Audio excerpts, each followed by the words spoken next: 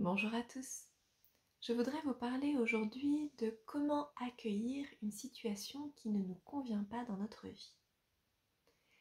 Déjà, s'il y a une situation qui ne nous convient pas dans notre vie, il est important de prendre conscience que la plupart du temps, elle ne convient pas à notre ego, puisqu'elle ne correspond pas aux attentes et à l'image que l'ego s'était faite de cette situation. Donc dans un cas pareil, que va faire l'ego? Grâce au mental, il va se raconter des histoires par rapport à la situation. Et il va commencer à se raconter que cette situation n'est pas bien pour lui, qu'il ne se sent pas bien, qu'il n'est pas à sa place, que ça le met en souffrance. Et du coup, à travers ces pensées-là, l'ego va faire renaître des émotions que nous n'avons pas encore digérées dans notre vie. Des émotions liées à la tristesse, au rejet, à la colère,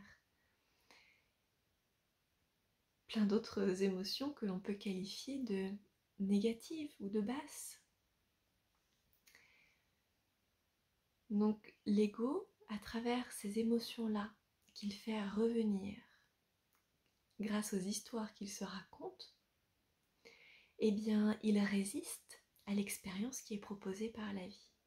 Donc quand on résiste, on n'est pas dans l'accueil. Pour moi, l'un des moyens les plus efficaces pour vraiment accueillir une situation dans notre vie, c'est de prendre conscience de ce mécanisme intérieur lié à l'ego, au mental et aux émotions que cela réveille, et arrêter de nourrir ces émotions négatives. Il faut savoir qu'il n'y a pas que la pensée qui est créatrice. Ce sont avant tout nos émotions.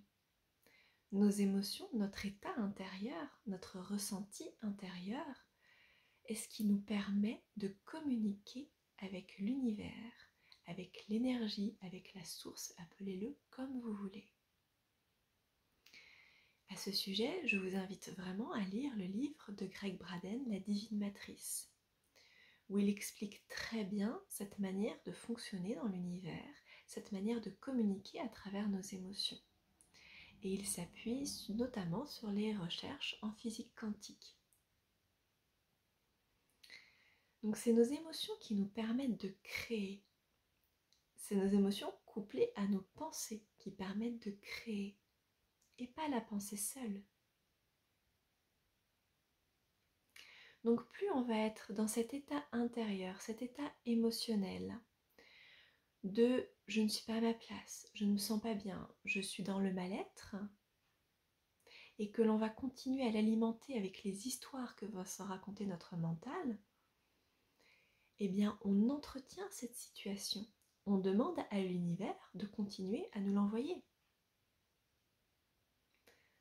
Alors que le meilleur moyen de sortir de cette boucle, c'est de revenir en soi, de remettre de la conscience en soi, pour prendre conscience de ces mécanismes qui se sont mis en place.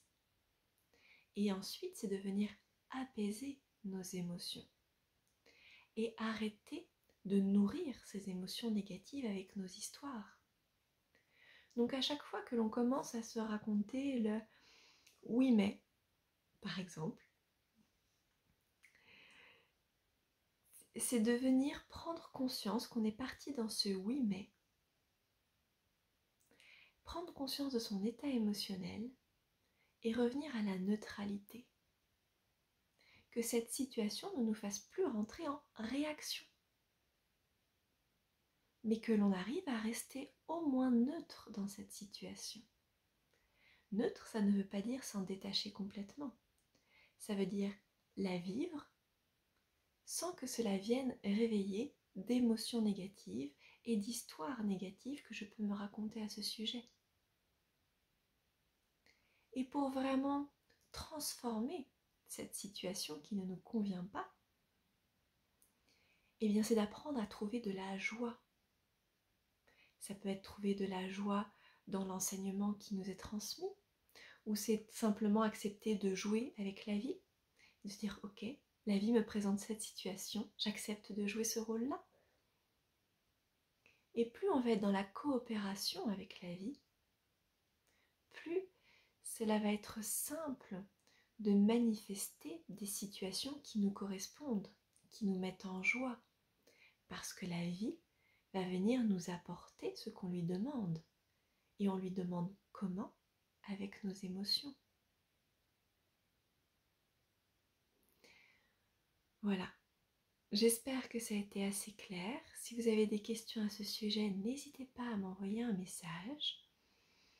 Et puis, s'il y a des sujets que vous souhaiteriez voir abordés en vidéo, n'hésitez pas non plus à m'en faire part et je serai ravie de vous répondre. Je vous souhaite une bonne journée. À bientôt.